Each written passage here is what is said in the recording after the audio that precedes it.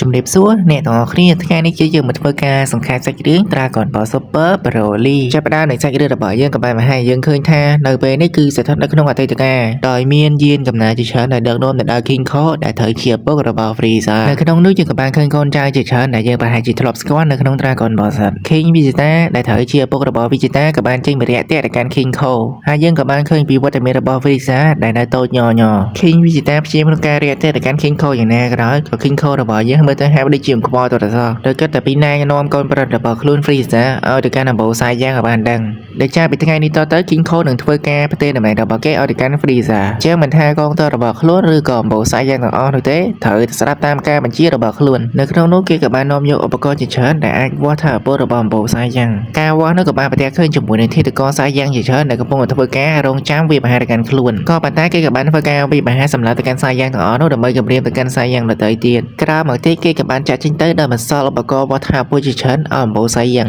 កាត់ចូលមកដល់ទីពិសោធន៍យើងក៏បានឃើញរូបរាងរបស់ Vegeta ដែលកំពុងតែស្ថិតនៅក្នុងកឡោ King Vegeta ជឿជាក់ច្បាស់ថាតទៅថ្ងៃអនាគតនៅកូនប្រុសរបស់ខ្លួនប្រកាសជាអាចឈរតតាំងជាមួយនឹង Frieza ជាក់ជាមិនខានកុំឲ្យអាបិសាចកំណាចនឹងគម្រាមទៅកាន់អម្បូរសាយយ៉ាងអសោះចំណែកឯនៅក្បែរហ្នឹងក៏មានក្មេងប្រុសម្នាក់ដែលមានឈ្មោះថា Broly ដែលត្រូវជាកូនប្រុសរបស់ Paragon តាមការវាស់ថាពលក៏បានដឹងថា Broly នេះមិនធម្មតានោះទេគឺខ្លាំងជាង Vegeta ទៅទៀត King Vegeta ក៏ចាប់ផ្ដើមច្រឡោតតែម្ដងក៏បានយកឧបករណ៍នេះយកមកវាស់ខ្លួនឯងតែម្ដងនៅក្នុងពេលនោះ Broly ក៏ចាប់ផ្ដើមស្រែកយំនៃធ្វើឧបករណ៍វាស់ថាពលមួយនឹងចាប់ផ្ដើមផ្ទុះតិចតិចតែម្ដងអ្នកវិទ្យាសាស្ត្រនៅទីនោះគឺបានអាងថាពលរបស់ Broly គឺមិនធម្មតានោះទេដែលវាគឺជា Legendary Super Saiyan នឹងឯងដំណឹងដែល King Vegeta បានបញ្ជូន Broly ទៅកាន់ភព Vampire បានលើទៅដល់ឪពុករបស់គេវាជាលេសរបស់ King Vegeta ក៏បាននិយាយថាការបញ្ជូនបែបនេះគ្រាន់តែចង់ការពារភព Saiyan តែម្ដងប្រសិនបើ Broly មិនចេះគ្រប់គ្រងអារម្មណ៍របស់គេនៅភព Saiyan ទៅមើលប្រកាសជាខ្ទេចជាក់ជាមិនខាន Paragon ដឹងយ៉ាងច្បាស់ថា King Vegeta គ្រាន់តែចំណានជាមួយនឹងសមត្ថភាពកូនប្រុសរបស់គេតែប៉ុណ្ណោះដូច្នេះហើយ Paragon ក៏បានធ្វើដំណើរជាមួយនឹងយានមួយទៅស្វែងរក Broly ដោយចាពីថ្ងៃនេះតទៅ Paragon ក៏បានចងកំណត់ជាមួយនឹង King Vegeta បាត់ទៅហើយ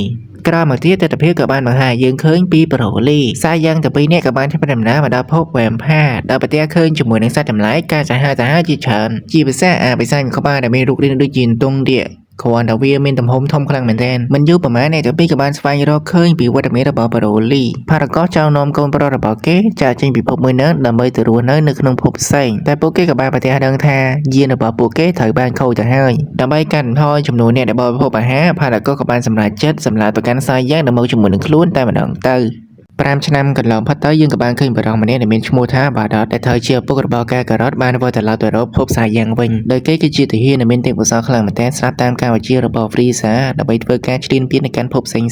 Bardock ដឹងច្បាស់ Frieza ប្រមូលព្រមទាហានសាយយ៉ាងទាំងអស់នោះប្រកាសជាចង់សម្លាប់ចោលទាំងអស់ហើយមិនយូរប៉ុន្មានគេក៏បានធ្វើដំណើរមកដល់ផ្ទះរបស់គេហើយក៏បានជួបជាមួយនឹងប្រពន្ធរបស់គេដែលមានឈ្មោះថា Gine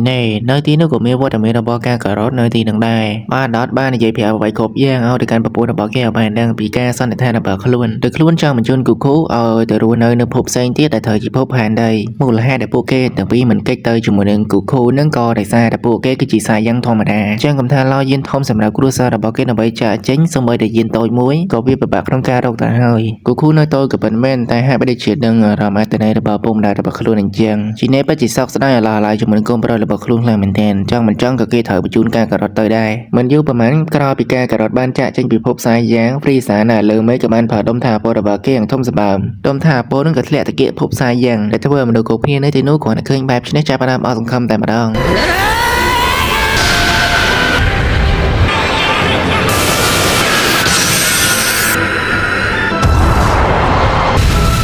មូលហេតុដែល Frieza ធ្វើដូច្នេះដោយសារតែគេខ្លាចអំណាចរបស់អម្បូរសាយយ៉ាងអាចគំរាមកំហែងដល់អំណាចរបស់គេដំណឹងនៃការបំផ្លាញភពសាយយ៉ាងក៏បានលើទៅដល់សាយយ៉ាងប្រមាណអ្នកក្នុងនោះគឺមាន Vegeta ជាមួយនឹង Raditz នេះគឺជាបងប្រុសរបស់កាការ៉ុតទៅតាមការលើរបស់ Frieza ប្រាប់ឲ្យយើងដឹងថាភពរបស់ King Vegeta ត្រូវបំផ្លាញដោយសារតែអាកាសធាតុមិនអំណោយផលណាមួយពួកគេនៅក្មេងៗក៏ពួកគេមិនបានសង្ស័យអ្វីច្រើននោះដែរចំណែក Broly នៅលើភព Vampire នេះហេតុតែអត់ចំណីអាហារក៏សោកចិត្តបរិភោគសូត្រសត្វចម្លែកទាំងអស់ហ្នឹងចំណែកឯ យារបស់ការការ៉ុតមិនយូរប្រមាណក៏បានធ្វើដំណើរមកដល់ភពផែនដីដែលជាភពមួយអំណោយផលក្នុងការរស់នៅខ្លាំងមែនទែនអស់រយៈកាលជាច្រើនឆ្នាំបន្ទាប់ពីបានឆ្លងកាត់កុមារភាពការការ៉ុតដែលត្រូវជាគូខូនឹងក៏បានជួបប្រទះជាមួយនឹងរឿងគ្រប់បែបយ៉ាងជាពិសេសគឺជួបជាមួយនឹងវិទ្យាសាស្ត្រតែម្ដងអញ្ចឹងបច្ចុប្បន្នរបស់យើងបន្ទាប់ពីបានបញ្ចប់ Tournament Power ក្រុមតួអាចប្រតិបត្តិយើងនឹងក៏បានមកលេងឆ្នេរសមុទ្រពីជាមួយនឹង Beru ក៏បានមកជាមួយនឹងពួកគេដែរចំណែកវិទ្យាសាស្ត្រនិងគូខូនៅតែបន្តបកហាត់សមត្ថភាពរបស់ពួកគេឲ្យកើនឡើងខ្លាំងជាងមុនដែលហើយតែថ្លង់ពីការប្រយុទ្ធរបស់ពួកគេ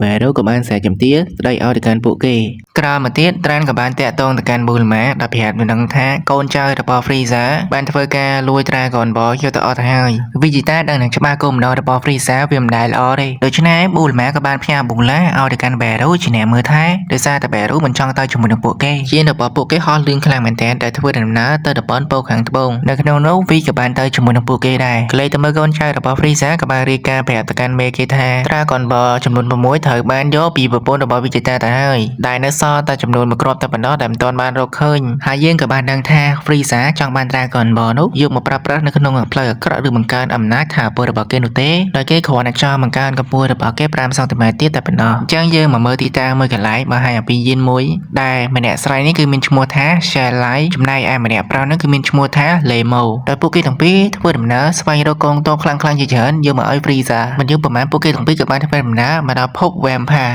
ផារកោគ្រាន់តែឃើញយានចតនៅទីនេះក៏បានរត់ស្ទុះទៅរកពួកគេតែម្ដងដោយសារតែគេជាប់នៅក្នុងភពនេះអស់រយៈពេលជាច្រើនឆ្នាំទៅហើយ Shelly ក៏ស្កេនដឹងថាតាចាស់ម្នាក់នេះគឺមានថាពលរហូតទៅដល់4200អាណោះមិនតែប៉ុណ្ណោះក៏ជាអំបូរសាយយ៉ាងនៅខ្លួននាងផ្ទាល់មិនដែលលឺនោះទេនៅក្នុងពេលហ្នឹងក៏មានបិសាចកំណាចដែលមានរាងកាយដូចជាពេញពាងតែមុខដូចជា Joker ផារកោឃើញដូច្នេះក៏ស្រែកហៅ Broly Shelly ក៏បានស្កេនដឹងពីថាមពលរបស់ Broly ខ្លាំងមែនទែនគ្រាន់តែវាច្រើនខ្លាំងពេកដល់ថ្នាក់រាប់មិនបានដូច្នេះអ្នកទាំងពីរក៏បាននាំយក Broly ជាមួយនឹង Paragon ទៅជួបជាមួយនឹង Frieza Paragon ក៏បានដឹងពីព័ត៌មានថាភពសាយយ៉ាងត្រូវបានកំទេចគ្រាន់តែគេមិនដឹងថានរណាគេគឺជាអ្នកកំទេច Frieza សួរថា Broly គឺជាសាយយ៉ាងដែរហេតុអ្វីបានជាគ្មានកន្ទុយ Paragon ក៏បានឆ្លើយតបទៅវិញថា Broly នៅពេលដែលបានឃើញប្រច័ណ្ឌគេបាត់បង់ការគ្រប់គ្រងរបស់គេបណ្ដាខ្លួនគេផ្ទាល់នឹងត្រូវមកខំចិត្តកាត់កន្ទុយរបស់ Broly ចោលដើម្បីគ្រប់គ្រងទៅកាន់ Broly ឲ្យជាប់ខ្លួនគេផ្ទាល់នឹងក៏បានបំពាក់ឧបករណ៍មួយទៅឲ្យ Broly Frieza ក៏បាននិយាយប្រាប់ថាទោះបីជា King Vegeta បានស្លាប់ក៏ពិតមែនតែកូនប្រុសរបស់គេដែលត្រូវជា Vegeta នៅពេលនេះគឺមិនទាន់ស្លាប់នោះទេដូច្នេះខ្លួនគេផ្ទាល់នឹងក៏ចង់ជួយ Paragon ដើម្បីសងសឹកជាមួយនឹង Vegeta ក្រោយមកទៀតឲ្យកូនអ្នកទាំងពីរក៏បានរៀបចំខ្លួនរបស់គេរួច Shelly ក៏បានសួរទៅកាន់ Broly ថាហេតុអ្វីបានជាផ្លាស់ប្ដូរអាខណៈចងជាប់នឹងចង្កេះអញ្ចឹងណាដោយសារអាខណៈហ្នឹងមើលទៅហាក់ដូចជាមិនស្អាតប្រហែលនេះទេនាងក៏បានយកដៃរបស់នាងយកទៅប៉ះតែ Broly ក៏បានខឹងជាខ្លាំងក៏បានស្រែកមកវ៉ា Shelly ក៏បានយកដៃរបស់នាងប៉ះសារជាថ្មីម្ដងទៀតដោយថ្នមហើយក៏បាននិយាយថាវាប្រកាសជាសំខាន់សម្រាប់ Broly ហើយមើលទៅក្នុងគណៈពេលហ្នឹងក៏មានអាប៉ែមកសង្ហាម្នាក់ក៏បានចូលមកចែកចង់ទៅកាន់ Shelly តែ Shelly ហាក់ដូចជាខ្វល់ជាមួយនឹងអាប៉ែហ្នឹងលេមកក៏បានចូលមកហាមគាត់តែត្រូវបានអាប៉ែហ្នឹងរុញច្រាន Broly ឃើញដូច្នេះក៏ចង់ចូលមកជួយតែពេលហ្នឹងអាប៉ែមកសង្ហាហ្នឹងក៏បានយកដៃរបស់គេយកទៅវាយ Broly តែវាយមើលទៅហាក់ដូចជាមិនឈឺរត់អសតែ Broly ក៏ចាប់ផ្ដើមលើកអាប៉ែហ្នឹងឡើងផុតពីដី Paragon ឃើញដូច្នេះក៏បានប្រើប្រាស់ម៉ាស៊ីនរបស់គេឆក់កាន់ Broly ការឆក់មួយដំណើរនេះធ្វើ Broly របស់យើងស្រែកឈឺចុកចាប់ជាខ្លាំង Shelly ឃើញដូច្នេះគឺមិនពេញចិត្តនោះទេក៏បានចូលមកនិយាយជាមួយនឹង Paragon ហើយក៏បានប្រើប្រាស់ល្បីរបស់នាងលួចយកឧបករណ៍មួយនោះ Paragon ត្រូវបានកូនចៅរបស់ Frieza ហើយទៅជួបចំណែក Shelly ក៏បានយកឧបករណ៍មួយនោះជន់កំទេចចោលក្រោយមកទៀតពួកគេទាំងពីរក៏បាននាំ Broly មកដល់ទីតាំងមួយកន្លែងដែលផ្ដល់ចំណែក Hachihan ឲ្យទៅកាន់ Broly Shelly ក៏បានសួរ Broly របស់យើងតាក់ទងជាមួយនឹងខណៈដែលរំនៅចង្កេះហ្នឹង Broly ក៏បាននិយាយថាការពីខ្លួនរស់នៅក្នុងភព Vampire ខ្លួនគេផ្ទាល់ក៏មានមិត្តភក្តិម្នាក់ដែលមានឈ្មោះថាបាដែលត្រូវជាសត្វចម្លែកក្បាលនេះ Paragon ក៏បានកាត់កាជារបស់បាដែលធ្វើពួកគេទាំងពីរមិនអាចខ្លាចទៅជាមិត្តភក្តិនឹងគ្នានោះទេ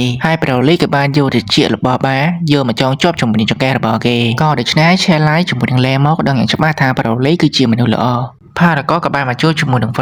Frieza ក៏បាននិយាយថាបើសិនជាខ្លួនជួយ Paragon ឲ្យសងសឹកជាមួយនឹង Vegeta ខ្លួនគេផ្ទាល់នឹងចង់សម្រាប់គូគូដោយផ្ទាល់ដៃ Paragon ក៏បានយល់ព្រមជាមួយនឹងសំណើមួយនេះចំណែកឯក្រុមតួឯកប្រុសរបស់យើងមិនយូរប៉ុន្មានក៏បានធ្វើដំណើរមកដល់តំបន់ពោខាងត្បូងនៅទីនោះក៏មានកូនចៅ Frieza ប៉ុន្មាននាក់ដែលបានស្វែងរក Dragon Ball ក៏បានប្រទះឃើញគូគូ Vegeta ដែលមានថាពងមិនអាចវាស់វែងបានបើឈរជាវត្តទៅហើយព្រមវាស់ថាពងរបស់ V ដែរពីរនាក់គេក៏បានដាក់មេប្រារត់ទៅតែម្ដងតែពេលហ្នឹង Vegeta ក៏បានបាញ់ទម្លាក់យាននោះមិនយូរ ប្រមាណ Frieza ក៏បានធ្វើដំណើរដល់ប្រើជារបស់គេមកដល់ទីនឹងដែរក្នុងនោះក៏មានកូនចៅហាហមឆ្វេងស្ដាំរបស់ Frieza ដែរការផ្នែកសាយ៉ាងទាំង3នាក់ក៏បានសម្លឹងមកគ្នាចំហាយថាពលរបស់ Broly ក៏បានចាំងជះទៅរកអ្នកទាំងពីរ Vegeta សម្គាល់ដឹងមានសាយ៉ាងចំនួន2នាក់ក៏មកជាមួយនឹង Frieza ដែរ Paragon គ្រាន់តែឃើញមុខ Vegeta ដឹងយ៉ាងច្បាស់នេះគឺជាកូនប្រុសរបស់ King Vegeta ពូលម៉ាចង់យក Dragon Ball ទាំងអស់នោះដែល Frieza បានលួចយកមកខ្លួនវិញ Paragon ក៏បានបញ្ជាឲ្យ Broly ចូលទៅចាត់ការជាមួយនឹង Vegeta ម្ដាយនេះ Vegeta យើងទប់ទល់ថយក្រោយរាប់ម៉ឺនជំហាន Broly ព្យាយាមក្នុងការវាយទៅកាន់ Vegeta ច្រើនខ្លាំងមែនទែនតែ Vegeta របស់យើងទប់បានយ៉ាងស៊ីផុយ Vegeta ដល់អារបស់គេហើយក៏វាប្រហារទៅកាន់ Broly របស់យើងម្ដាយហើយម្ដាយទៀតត្រូវមួយជើង Broly ទៀតរាប់រយគីឡូអ្នកទាំងពីរវាយគ្នាឆ្វេងទៅឆ្វេងមកដូចជាលឿនសម្លេងអញ្ចឹងការវាយគ្នាទៅវិញទៅមកនោះពួកគេសិតសឹងតែទប់ទល់ជាមួយនឹងកណ្ដាប់ដៃបាន Broly ក៏បានបញ្ជាក់ថាពលរបស់គេវាយ Vegeta មួយកែង Vegeta ក៏បញ្ជាក់ថាពលរបស់គេចាប់ដៃ Broly ហើយក៏បានបន្ថែមប៉ុន្មានដៃ Vegeta ស្រែកបំផាស់ក៏បញ្ចេញ Super Saiyan កម្រិតទី1របស់គេដែលធ្វើឲ្យ Paragon ចាប់ផ្ដើមភ្ញាក់ផ្អើលតែម្ដង Broly ក៏បានស្រែកបំផាស់ក៏សម្លុកចូលជាមួយលើលឿនតែត្រូវបាន Vegeta វាយម្ដាយថែមមួយជើងក៏ខ្ទប់ជាមួយនឹងផ្ទាំងតកហើយក៏ហោះទៅបដិញរាងកាយរបស់ Broly វាយទៅវាយមកបើទោះបីជា Broly ខំប្រឹងយ៉ាងណាក៏ដោយក៏ Vegeta របស់យើងវាយម្ដាយនេះក៏ចូលដែរ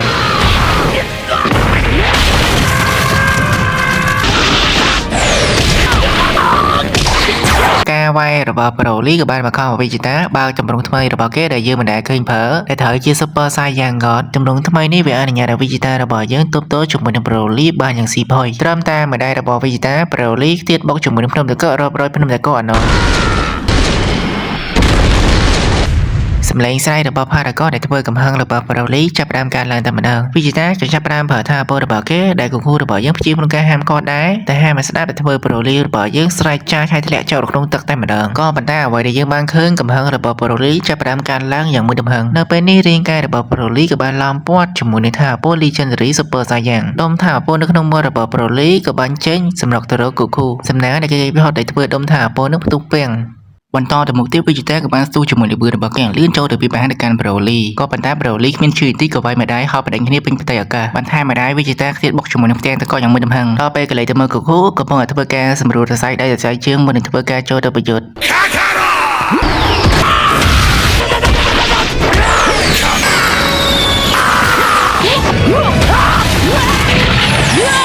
កំហឹងរបស់ Broly កើនឡើងឡើងមួយចំហឹងដែលបង្ខំឲ្យ Goku ប្រើប្រាស់ថាពុ Super Saiyan កម្រិតទី1ចូលរបៀបបែរគ្នាប្រមាណដែរប្រមាណជើងលបឿនរបស់អ្នកទាំងពីរឆ្វេងទៅឆ្វេងមកលឿនខ្លាំងមែនទែន Goku ត្រូវមើលដែររបស់ Broly ថែមជាមួយនឹងកម្មនៃសម័យផ្ទុះមួយចំហឹងស៊ីមកកណ្ដាត់ដៃធ្លាក់មកចុះក្រោមអ្នកទាំងពីរនៅតែព្យាយាមក្នុងការវាយប្រហារគ្នាទៅវិញទៅមករហូតទាល់តែបង្ខំឲ្យ Goku ប្រើប្រាស់ថាពុ Super Saiyan God Goku បាននិយាយប្រាប់ទៅកាន់ Broly ថាពួកយើងសុទ្ធសឹងតែជា Super Saiyan ចាំបាច់វាយគ្នាទៅវិញ Broly នៅតែមិនព្រមស្ដាប់ក៏យើងនៅដៃរបស់គេវាយ Goku យើងម្ដាយ Goku ចាប់បោកទៅកាន់ Broly យ៉ាងមួយចំហឹងធ្វើប៊ូលម៉ាទប់ខ្លួនសឹងតែមិនជាប់ថាពលរបស់ Broly កើនឡើងយ៉ាងមួយចំហឹង Goku ព្យាយាមក្នុងការវាយតែវាយដូចជាមិនឈឺទរសដល់ពេលចឹង Broly ដាក់ប្រមាណដៃទៅវិញដោយច្បាស់ថាពលរបស់ Goku រួចហើយក៏បានធ្វើការចាប់បោកទៅកាន់ Goku របស់យើងដូចជាកញ្ចាញ់ចេកអញ្ចឹង Broly ចាប់ក្បាលរបស់ Goku អូជាមួយនឹងផ្ទាំងតកយ៉ាងមួយចំហឹងទោះបីជាពេលនេះគេទ្រាំខ្លួនយ៉ាងណាក៏ដោយក៏គេនៅតែក្រោកឈរសាជាថ្មីម្ដងទៀតដូច្នេះ Super Saiyan Blue ក៏បានបង្ហាញខ្លួន Broly ក៏ស្ទុះជាមួយលបឿនរបស់គេលឿនចូលទៅវាយទៅកាន់ Goku Broly នៅតែប្រើក្បាច់ប្រចាំតករបស់ Hulk រួមជាមួយនឹងការបន្លឺបំផ្ទុះជាច្រើនបន្ថែមមួយដែរដែលបាន Goku ទម្លូសតផែនដីជាច្រើនតង់Saiyanទាំងពីរនាក់ក៏បានប៉ះទង្គិចគ្នានៅក្នុងឡាវ៉ានឹងតែម្ដងថាពលពីប្រហែលទៅកាន់ Goku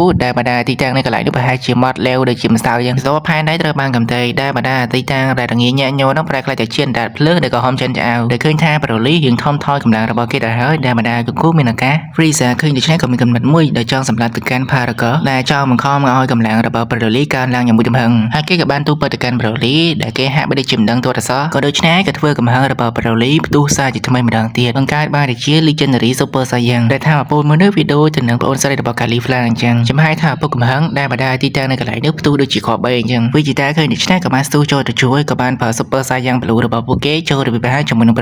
Broly យកកំហឹងទៅវិញជាកម្លាំងដែលបណ្ដាពីរនាក់គេនឹងគេចសឹងតែមិនទាន់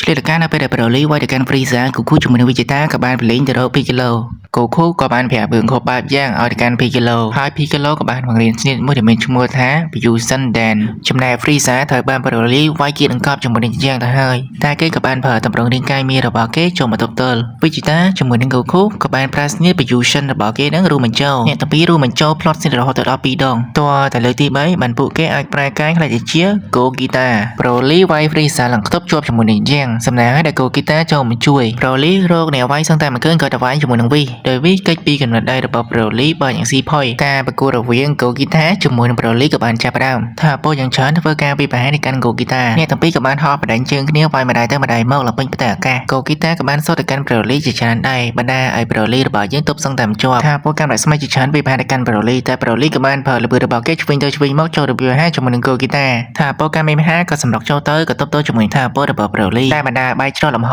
ដែលធ្វើពួកគេវាយនៅក្នុងលំហនឹងតែម្ដងមានរឿងប្រមាណប្រូលីក៏បញ្ចេញ Legendary Super Saiyan ហើយជាស្រ័យផង Legendary Super Saiyan ហ្នឹងគឺសក់ពណ៌បៃតងនឹងឯង